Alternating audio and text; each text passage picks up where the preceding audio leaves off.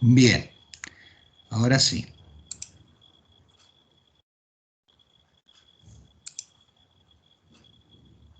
¿Estamos, ahora sí? ¿Estamos bien? ¿Hola? Sí, profe, se está grabando, pero no estamos viendo la pantalla. Ah, ahora no vi en la pantalla. Bueno, a ver, ¿qué pasó? Tengo que...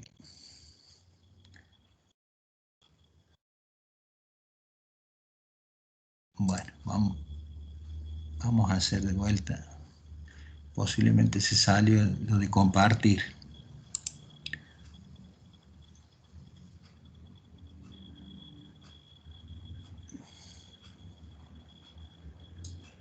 Sí, espérense un segundito.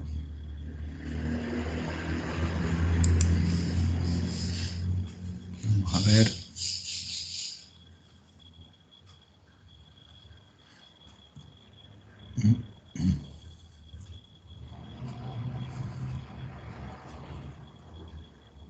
No,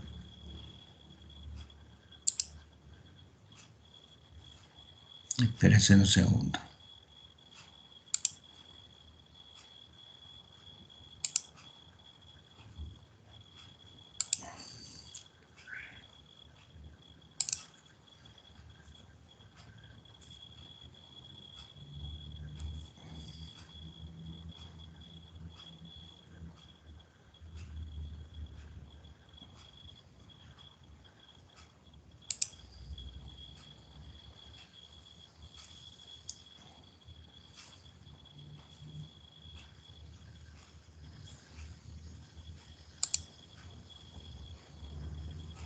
No.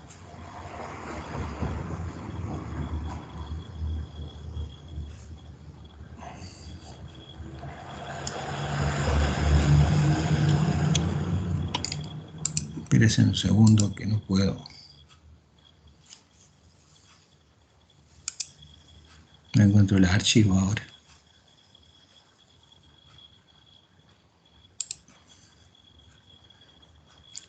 Bueno,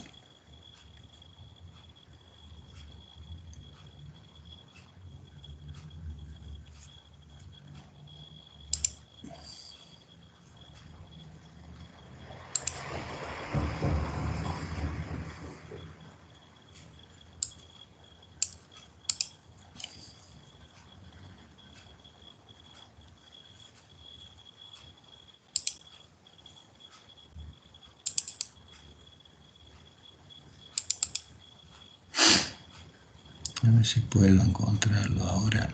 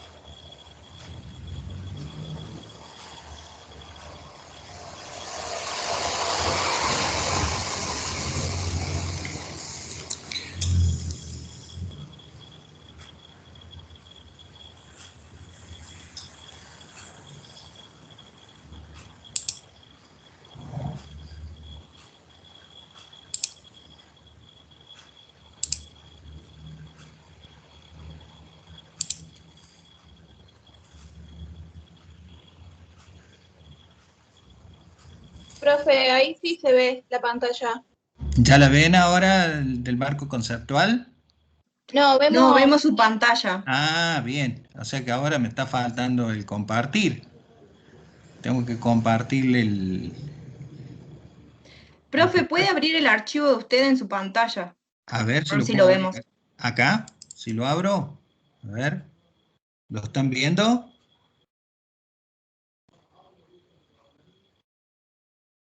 No, profe. ¿No lo ven?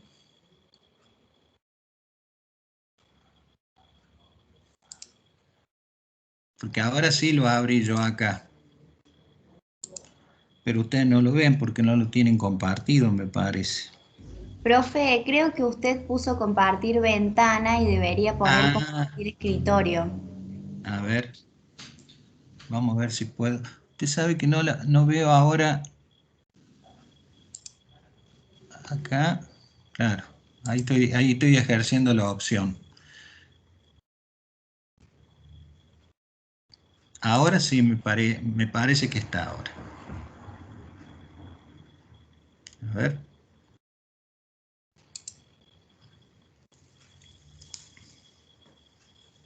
¿Ahora lo ven? Sí, profe. Sí, profe. Ahora sí. Bueno, perfecto. Ahí lo voy a ampliar. Así lo vemos bien.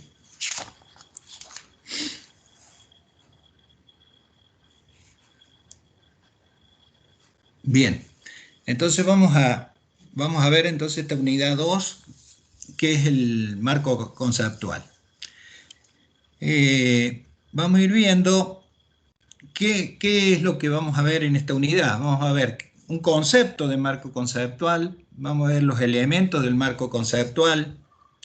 Dentro de esos elementos del marco conceptual vamos a ver los objetivos de los estados contables, los requisitos de la información, reconocimiento y medición de esos elementos, el modelo contable del RT16 y las distintas desviaciones aceptables y la significatividad que tienen estas desviaciones. O sea que esto sería todo lo que vamos a ver de la resolución técnica número 16. ¿Está todo en orden? ¿Me están escuchando? ¿Hola? Hola, hola, hola. Sí, Sí, profe. profe. Todo bien. Sí, profe. Bueno, Sí, profe, se escucha y se ve bien. discúlpenme. Bueno, vamos entonces a comenzar con el concepto. Para ello vamos a tener que ver qué significa este marco conceptual. Primero, lo que vamos a analizar es que este marco conceptual es un marco de referencia, o sea, es un marco de referencia teórica que nos da la profesión a los fines de considerar el ejercicio de la profesión del contador público. O sea que acá vamos a ver entonces que el marco es el conjunto de elementos extraídos de la teoría contable y de las técnicas contables y que sirven ¿para qué? ¿Para qué sirve este marco? Sirve para la elaboración de las normas contables profesionales. O sea que ese es el concepto que ustedes tienen que conocer de lo que es un marco conceptual. O sea que sirve específicamente para la elaboración de las normas contables profesionales. O sea que se dan cuenta que tenemos las resoluciones técnicas, los contadores que tenemos que respetar, como es la 16, la 17, la 18, 19, o sea, todas las resoluciones técnicas, pero dentro del mismo nivel de norma hay una resolución técnica que es la 16, que en definitiva esta es la madre de todas las resoluciones técnicas, porque en definitiva cualquier controversia que tienen los profesionales en la aplicación de una resolución técnica, tenemos que acudir a la resolución técnica 16. O sea que ese es el grado de importancia que, a pesar de que tiene el grado de resolución técnica, sirve como marco de referencia para el resto de las resoluciones técnicas. Entonces esta fundamentación es que lo va a orientar al profesional en ciencias económicas en las tareas y actividades dentro de su ámbito. O sea que lo va a orientar en el ejercicio de la práctica profesional.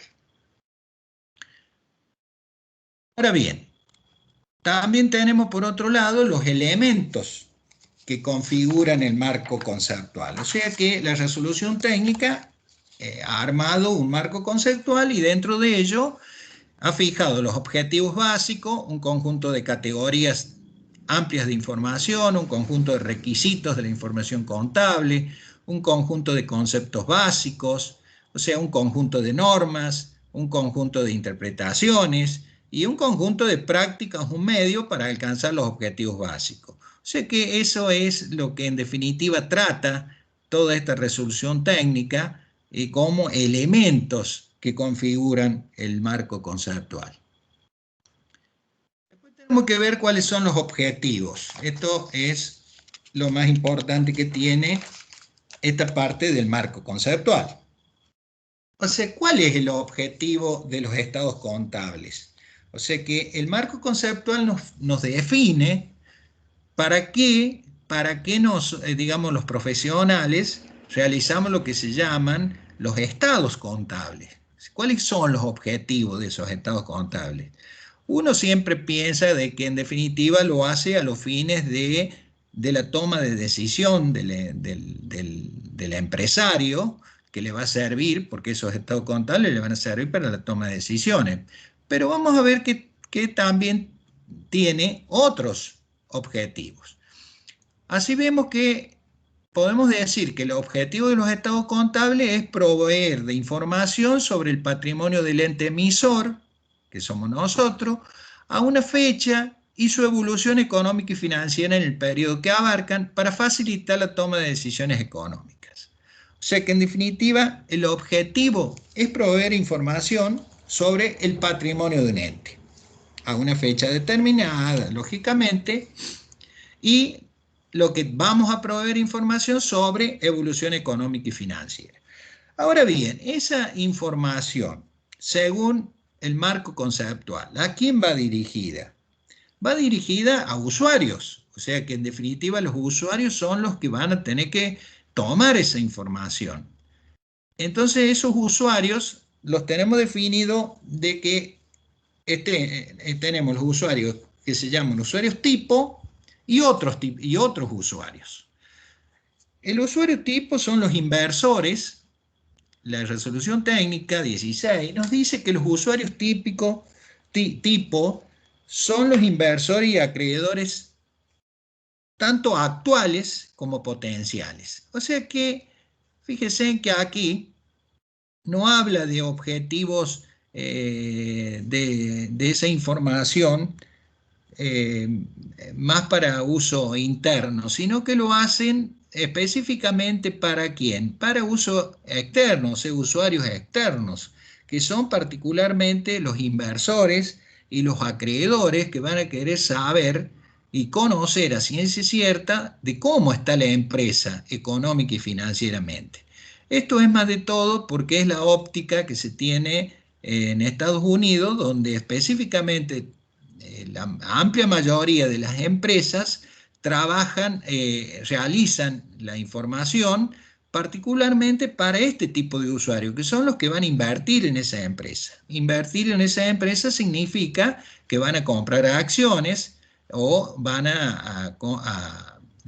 de alguna manera se van a asociar a los fines de favorecer el crecimiento de esas empresas. Y después tenemos otros tipos de usuarios que hacen uso de esa información. Esos otros usuarios son el caso de las entidades sin fines de lucro. Habla de que también las entidades sin fines de lucro tienen que proveer información y se le van a proveer particularmente a los que proveen a los que le proveen los fondos a esas entidades sin fines de lucro. O sea que en definitiva serían los asociados, los que se han asociado a esa institución. Entonces esa va a ser la finalidad de la provisión de la información.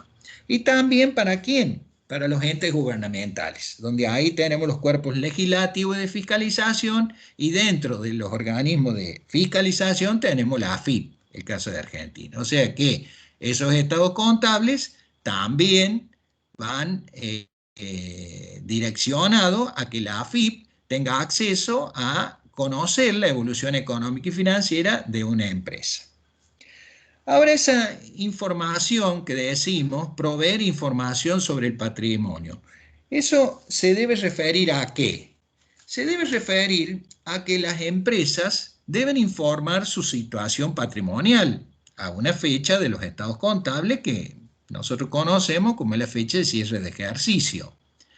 Y también la información se debe referir a la evolución del patrimonio durante ese periodo incluyendo un resumen de las causas del resultado asignable a ese lapso, a la evolución de su situación financiera y a otros hechos, por ejemplo, el pago de dividendos, intereses, o sea, son determinadas cuestiones o hechos que es necesario informar, caso específico, algunas incertidumbres que pueden llegar a tener, incertidumbres futuras, que es necesario informárselo a los fines de que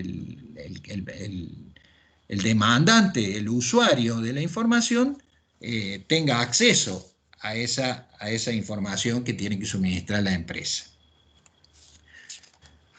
Después tenemos que ver los requisitos de la información contable.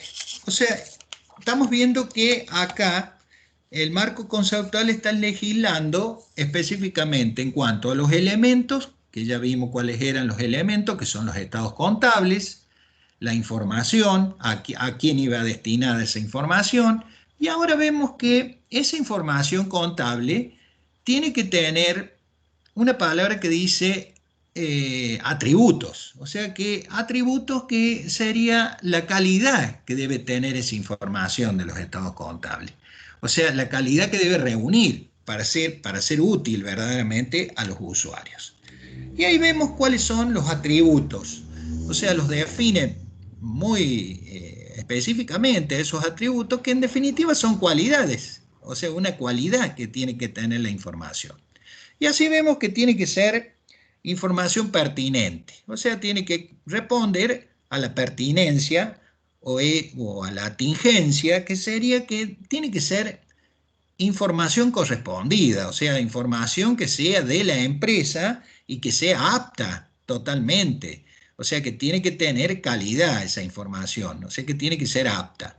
También tiene que ser confiable, o sea, que tiene que ser creíble, que tiene que tener un amplio sesgo de credibilidad, o sea, que tiene que ser creíble a los fines de que los inversores, los acreedores, la AFIP, lógicamente logre trabajar sobre elementos que son de calidad y más de todo que sean creíbles.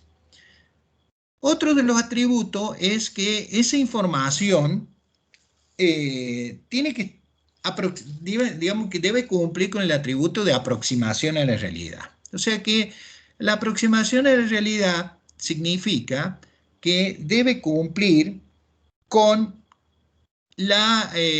digamos, con el atributo de la esencialidad, de la neutralidad y de la integralidad, o sea, de la integridad. Eso es lo que definen esos tres, la esencialidad, la neutralidad y la integridad, definen específicamente la aproximación a la realidad. Esencialidad es que la información, digamos, debe privar siempre la sustancia sobre la forma, es decir, que no interesa tanto la forma en que se vaya a suministrar esa información, sino que sea información sustanciosa, que tenga contenido. También tiene que tener una particularidad que tiene que tener el atributo de la neutralidad. O sea que para información sea neutral, tiene que ser objetiva y no tiene que tener tiene que tener ausencia de sesgos. O sea que no tiene que ser una información sumamente objetiva y no tiene que hablar, o sea, no tiene que contener subjetividades. Y lógicamente que la integridad significa que no podemos informar parcialmente un estado contable de manera parcial, sino que lo tenemos que hacer de manera íntegra, o sea, con toda la información y todos los elementos que conforman el estado contable.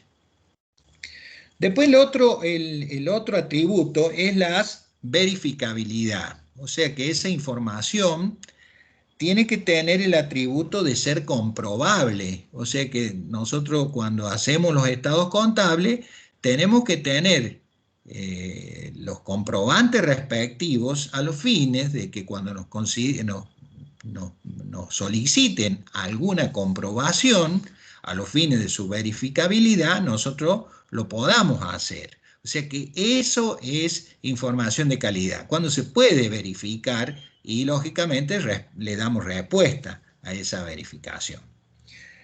También tenemos que ver que cuando las empresas suministran información, o sea, cuando suministran o proveen la información, digamos que tiene que ser suministrada con el atributo de la sistematicidad. Sistematicidad significa que tiene que estar ordenada, o sea que tenemos que tener orden, tiene que estar perfectamente ordenada, significa que tiene que estar definida respetando los rubros, respetando todas las fórmulas que se requieren a los fines de que esta esté ordenada, o sea que no podemos estar manifestando una información que se encuentre completamente desordenada, porque lógicamente que eso va a hacer a que directamente esa información pierda calidad. Después la otra que tenemos del otro atributo es el de la comparabilidad.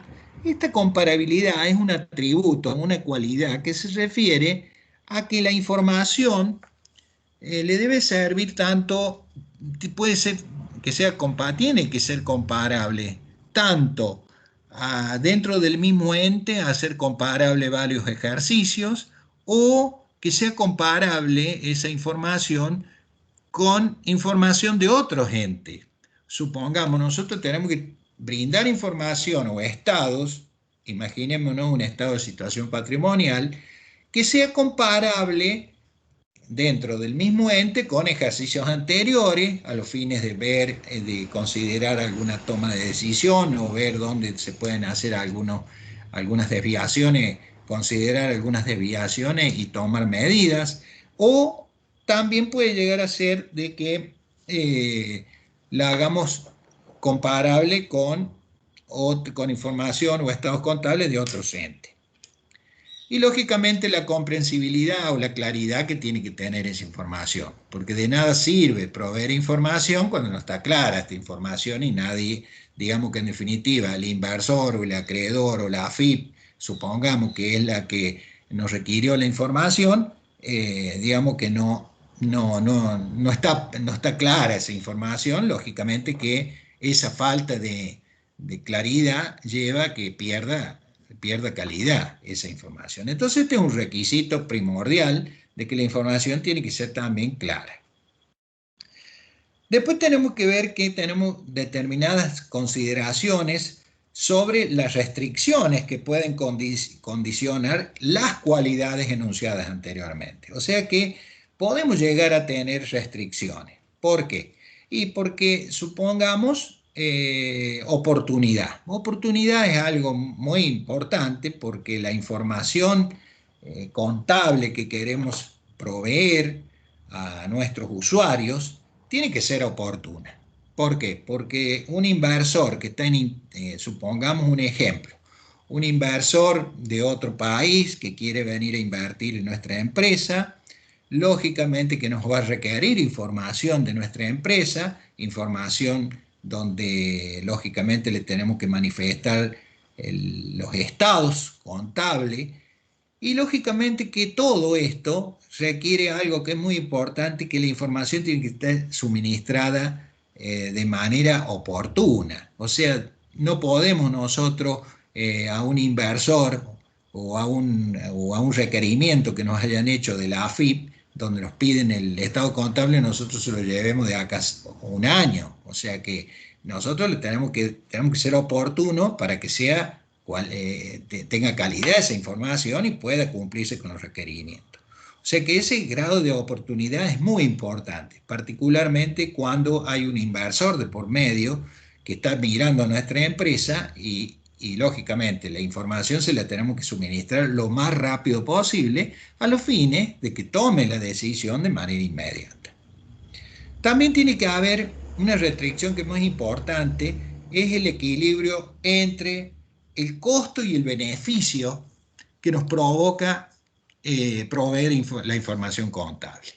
Esto es muy importante, ¿por qué? Porque a veces el costo que insume una empresa para proveer una información es muy superior el costo al beneficio que va a obtener. Entonces, lógicamente que es necesario que se analicen y se pongan en una balanza cuál es el costo que tengo yo de suministrar esa información y cuáles son los beneficios que obtengo.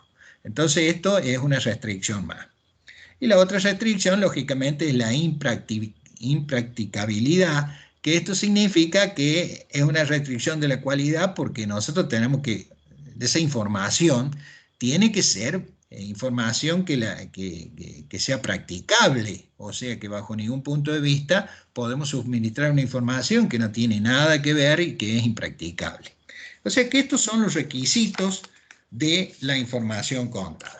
Eso digamos, es sustancioso en este tema a los fines de saber cuál es la cualidad, cuáles son las cualidades que debe tener una información contable. Ahora vamos a ver detalladamente cómo se hace el reconocimiento de los elementos de los estados contables. Entonces, dentro de la situación patrimonial, debemos decir que sus elementos son, ¿cuáles son los elementos que configuran la situación patrimonial de una empresa? El activo, el pasivo y el patrimonio neto. O sea que esos son los tres elementos que reconocen una situación patrimonial. La evolución económica. Nosotros, ¿cómo le podemos informar la evolución económica a un usuario? Se le vamos a informar brindándole el resultado. O sea, la evolución económica es el resultado de un periodo donde vamos a ver, lógicamente acá, ¿qué le vamos a analizar? Vamos a analizar los ingresos, los gastos, las ganancias y las pérdidas. O sea que eso sería manifestarle la evolución económica. Y ya cuando hablamos de la evolución financiera, tenemos que ver que lo que vamos a hacer es evaluar y suministrar información sobre el estado de flujo de efectivo que tiene el ente. Esa sería la evolución financiera.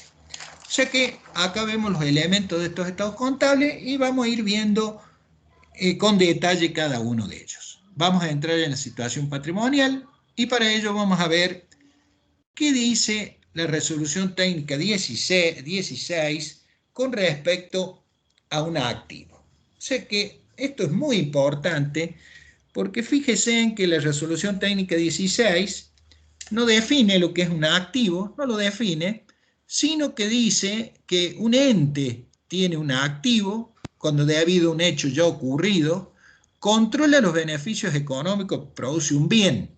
O sea, está hablando de los beneficios económicos de un bien que puede ser material o inmaterial con valor de cambio o de uso para el ente. O sea, esa es la definición de activo que nos brinda la RT 16. Ahora bien, muy importante entonces y una recomendación es que no lo define al activo, sino que dice que un activo o un ente tiene un activo cuando debido a un hecho ocurrido controla los beneficios económicos y produce un bien. Ahora bien, la RT 16 no define al valor de cambio ni al valor de uso, sino como atributo del activo, dice. O sea que lo da como un atributo el valor de cambio y el valor de uso. Y ahí dice que un bien tiene un valor de cambio cuando existe la posibilidad de canjearlo por efectivo o por otro activo. Es decir, un bien tiene valor de cambio cuando lo podemos canjear por efectivo o por otro activo. También cuando lo podemos utilizar para cancelar una obligación. Y también cuando se lo puede distribuir a los propietarios del ente. O sea, eso es un valor de cambio. O sea que no lo define, pero dice que un bien tiene valor de cambio cuando tenemos la posibilidad de que a ese bien lo podemos canjear o lo podemos utilizar para cancelar una obligación o lo podemos distribuir. Y un bien dice que también tiene un valor de uso cuando el ente puede emplearlo en alguna actividad productora de ingresos. O sea que esto es importante. Es decir, cuando el ente, ¿cuándo va a tener un valor de un bien que tiene un bien va a tener valor de uso? Cuando el ente puede emplearlo en alguna actividad productora de ingresos. Para rematar con la definición de valor de un bien, sosteniendo que se considera que un bien tiene valor cuando representa efectivo o equivalente de efectivo o tiene actitud para generar un flujo positivo de efectivo o equivalente de efectivo. Si no se cumple ese requisito, no existe un activo para el ente en cuestión. O sea que esto es lo que la resolución técnica 16 nos dice que cuando una empresa tiene o un ente tiene un activo. O sea, esto sería entonces lo que la RT 16 entiende como activo. También debemos ver qué pasa con el pasivo. O sea, un ente tiene un pasivo cuando, debido a un hecho ya ocurrido, está obligado, porque si es un pasivo es una obligación, ¿de acuerdo? O sea que el RT16 nos dice que un ente tiene un pasivo cuando debido a un hecho ya ocurrido está obligado a entregar activos o a prestar servicio a otra persona, física o jurídica, o es altamente probable que ello ocurra. Y también un ente va a tener un pasivo cuando la cancelación de la obligación sea ineludible o, en el caso de ser un pasivo contingente, altamente probable, y cuando deberá efectuarse y cuando esa obligación, esa cancelación de la obligación deberá efectuarse en una fecha determinada o determinable. O sea que tiene que tener una fecha de cancelación, ya sea determinada, que puede llegar a venir dentro del documento, o determinable, o debido a la ocurrencia de ciertos hechos o el requerimiento del acreedor. O sea que esas serían las características que nos da la RT16 para que un ente tenga un pasivo. La norma considera que la caracterización de una obligación no depende de su formalización, Esto que se refiere que directamente la RT16 caracteriza a la obligación, al pasivo, pero no lo hace depender de su formalización, es decir, que acá no debe, digamos, no debemos tanto tener en cuenta lo contractual o lo legal, pues deben incluirse a las asumidas voluntariamente, o sea que no va a depender de su formalización. Esta es una característica de los pasivos que nos define la RT 16. Después tenemos que ver qué pasa con el patrimonio neto.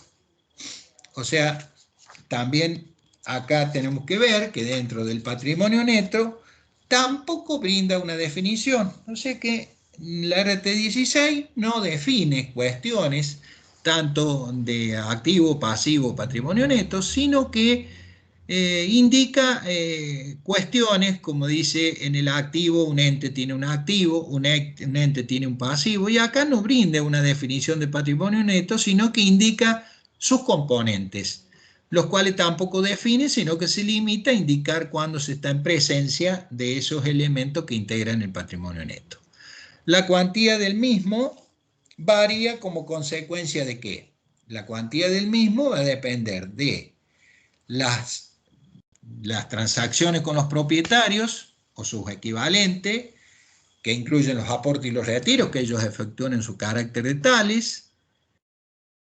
En ese caso, tenemos que decir qué es un aporte y qué es un retiro. O sea que, en definitiva, la cuantía del patrimonio neto depende o varía por los aportes y por los retiros y por el punto B que dice por los resultados. ¿Qué significa aporte? Comprometer un aporte de capital a un ente conlleva la obligación de entregarle recursos, efectivo u otros bienes, de prestarle servicios, de hacerse cargo de alguna de sus deudas o de condenarle un crédito previamente acordado. O sea que si esto también es contemplativo de la característica de aporte. O sea, eso es todo un aporte. Y ese aporte forma parte de lo que se llama las transacciones con los propietarios. Los retiros también son transacciones con los propietarios, y en este caso estamos hablando de retiro cuando implica la obligación del ente, cuando el ente se obliga a entregar recursos a los propietarios, de prestarle servicio, de asumir una obligación por su cuenta o de condenarle un crédito previamente acordado. O sea que estamos hablando de retiro cuando el ente, suponte, le condona un crédito a un accionista, supongamos. En ese caso, estamos hablando de que se lo asemeja a que el accionista hizo un retiro. Y el otro elemento o el otro componente del patrimonio neto son los resultados, que de acuerdo a la normativa 4.2 que van a ver en el RT16, pueden ser denominados como ganancias o superávit. Y en ese caso vamos a ver que cuando la sumatoria de las variaciones cuantitativas que aumentan el patrimonio del ente, o sea, las variaciones cuantitativas que aumentan el patrimonio es mayor que la sumatoria de las variaciones cuantitativas, fíjense que ahí dice cualitativas, pero es cuantitativas, que lo disminuyen, estamos en presencia de una ganancia o un superávit. Y cuando las variaciones cuantitativas disminuyen el patrimonio, digamos, de las que aumentan, es inferior a las que disminuyen, vamos a ver que estamos en presencia de una pérdida o un déficit. O sea, esas serían las características que nos dan de lo que es el patrimonio neto. Entonces ahí tener cuidado con las variaciones, siempre hablamos de variaciones cuantitativas. ¿Por qué? Porque las cualitativas son variaciones que no modifican el patrimonio neto, digamos. Bien, eso era en cuanto entonces a la estado de situación patrimonial, los elementos. Ahora vamos a ver los elementos de la evolución económica, es decir, cuando la entidad va a proveer información referida a la evolución económica, lo que va a hacer es proveer el resultado de un periodo. El resultado, que es la variación patrimonial no atribuible a las transacciones con el propietario y que resultan de la interacción de ¿qué? De flujos de ingresos, gastos, ganancias y pérdidas, de los impuestos que gravan las ganancias finales, y en los grupos económicos la participación de los accionistas no controlantes, si los hubiere, sobre los resultados de las entidades controladas. Entonces ahora vamos a tener que definir con claridad,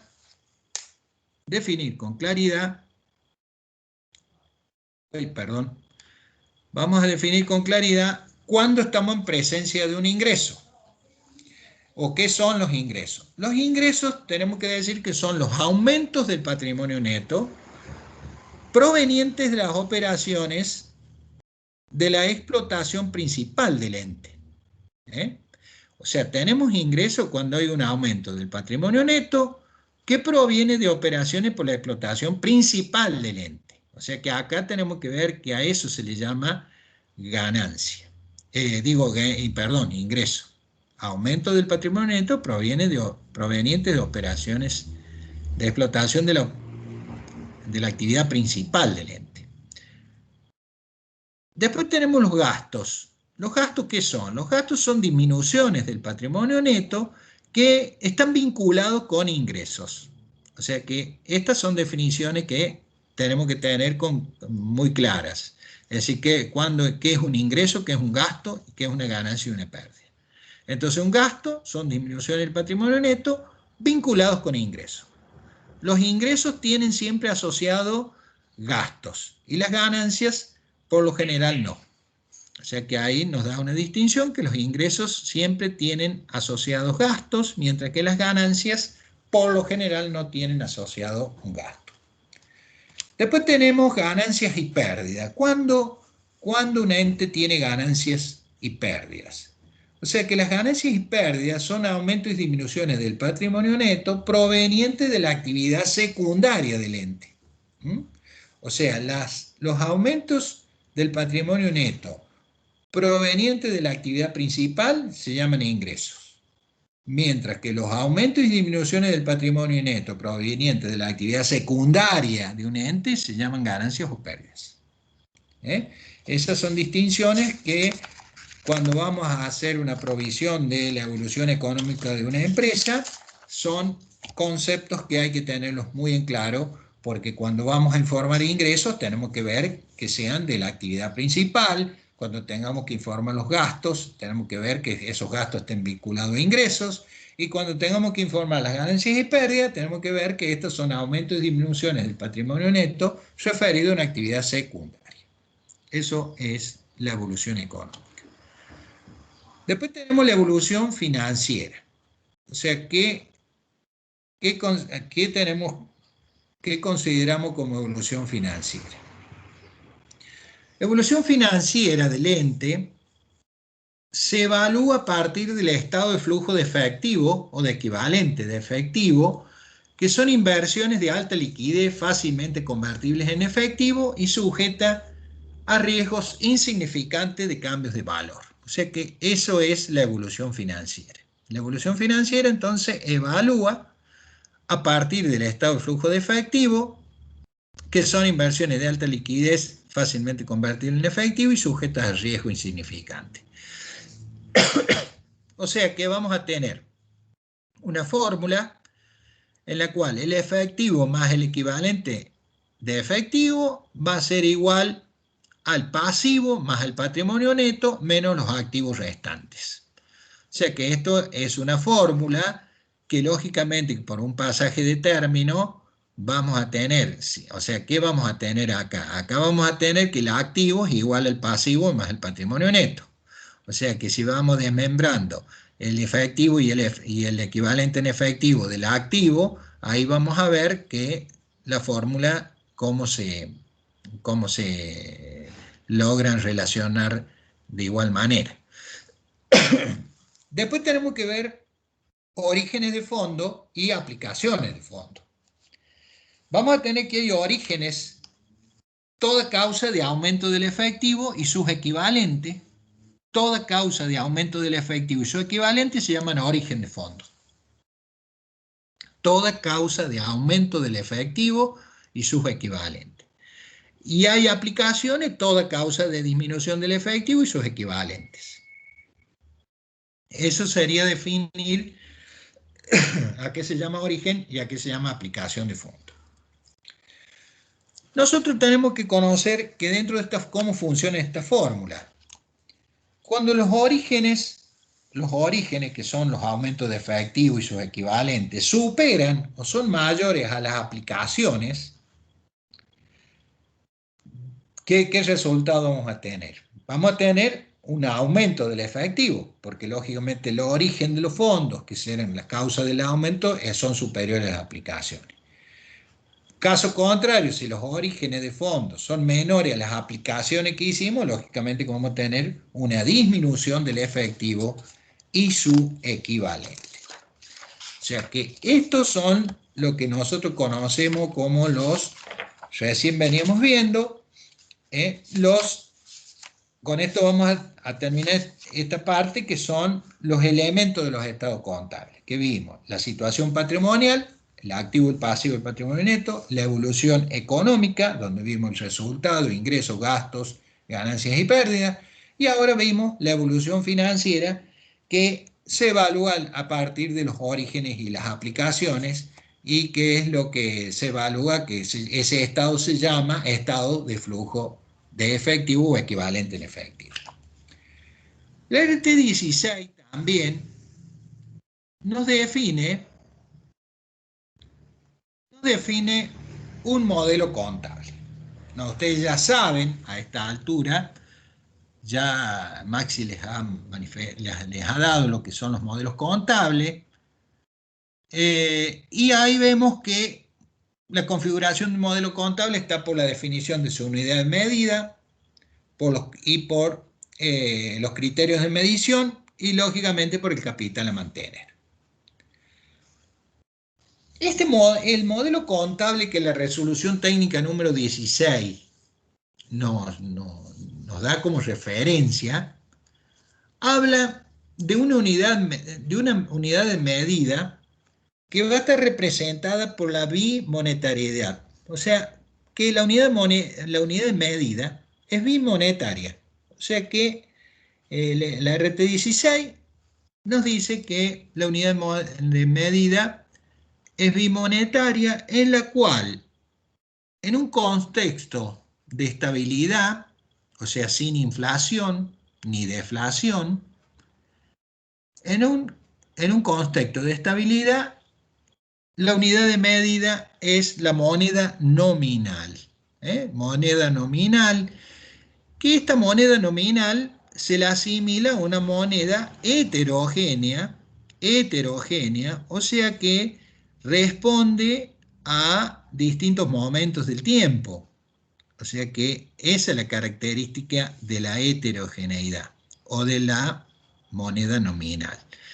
O sea, esto significa que cuando estamos así fecha de cierre, tenemos valores de distintos momentos o de distintas fechas. Eso se refiere a que son moneda nominal o heterogénea. Y habla de que en un contexto de inestabilidad, donde tenemos inflación o deflación, la moneda que nos define la RT16 es una moneda homogénea. O sea, moneda homogénea significa moneda constante. Significa moneda que va a estar en el mismo poder adquisitivo a la fecha en la que uno está haciendo una lectura de una información. O sea, por ejemplo, si hablamos de que estamos en un estado de situación patrimonial a una fecha de cierre, todos los valores van a estar en moneda homogénea cuando hay inestabilidad. O sea, en contexto inflacionario significa que hemos considerado la inflación a los fines de hacer homogénea la moneda a la fecha en la cual vamos a proveer la información. También el modelo contable nos define los criterios de medición. En los criterios de medición, la RT16 nos dice que para los activos para los activos en sí, tenemos varios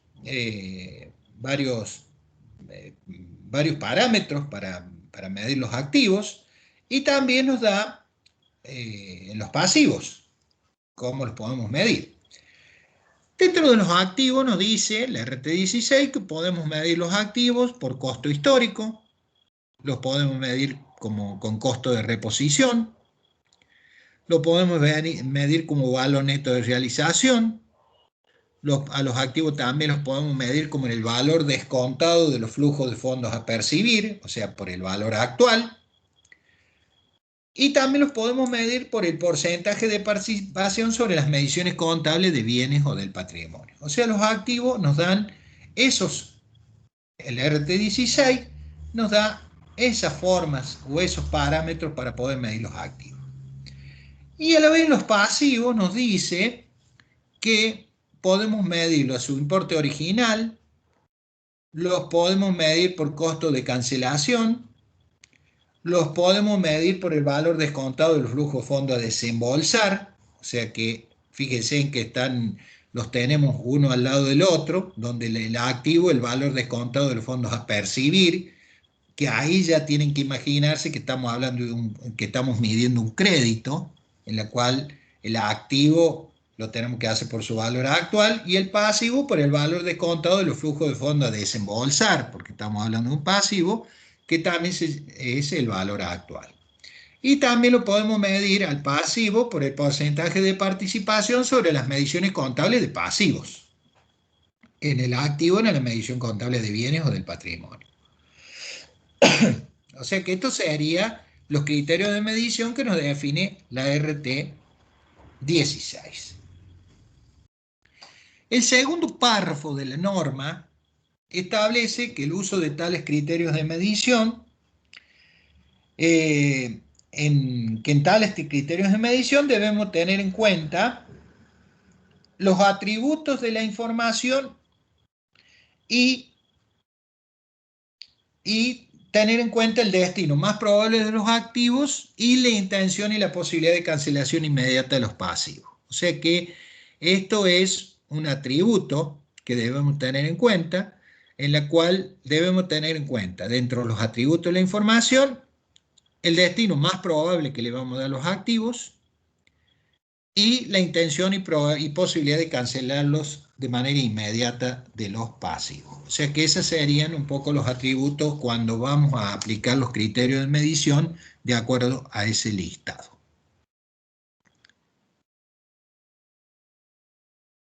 Después tenemos el capital a mantener.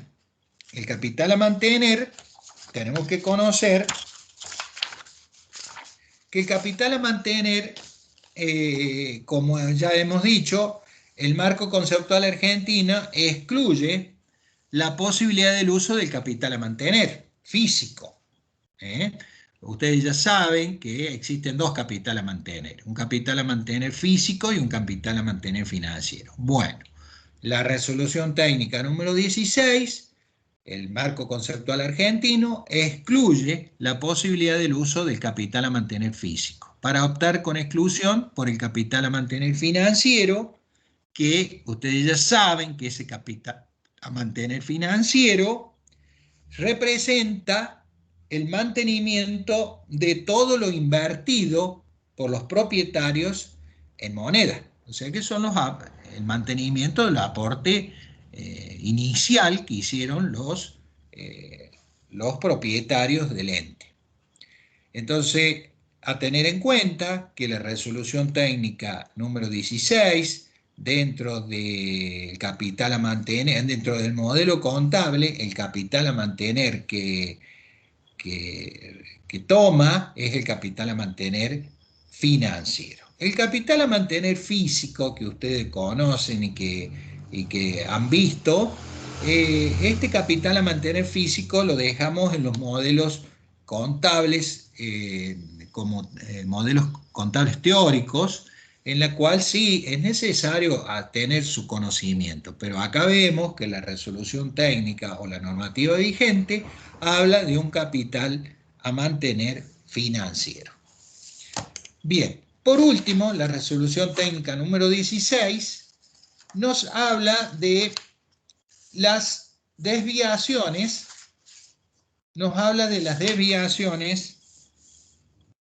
aceptables y la significación.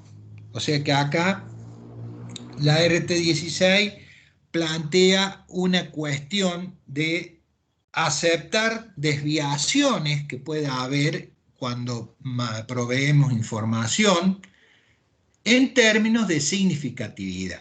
O sea que ustedes saben que los estados contables, cuando se están formulando, pueden llegar a tener determinadas desviaciones, pero tenemos que tener en cuenta que por normativa vigente son aceptables algunas desviaciones mientras que responden al criterio de significatividad, en la cual a este término de la significatividad lo define como la aptitud que se tiene para motivar algún cambio en la decisión que podría tomar alguno de los usuarios. O sea que no es significativa una desviación cuando no altera la decisión de un inversor, supongamos, o de un usuario. Mientras no le altere la decisión, nosotros no estamos en ese caso mostrando una desviación significativa. O sea que estamos mostrando una desviación que lógicamente es lo que se llama aceptable. Bueno, esto es todo lo que vamos a ver en la RT16. Tengan en cuenta que esta unidad, vamos a ver todo esto nada más, en la cual no tiene un esquema práctico, sino que es un tema puramente teórico. Así que, bueno, con esto damos por finalizada esta clase y mañana van a continuar con créditos y deudas, o sea, con otra unidad. Bueno, esto sería todo por hoy. Muchas gracias y nuevamente les pido disculpas por los inconvenientes técnicos que he tenido. Así que muchas gracias y nos estamos viendo próximamente. Muchas gracias. Hasta luego. Gracias, Chao, profe. profe. Hasta luego. Por nada, por nada, hasta luego. Gracias, profe. Por nada.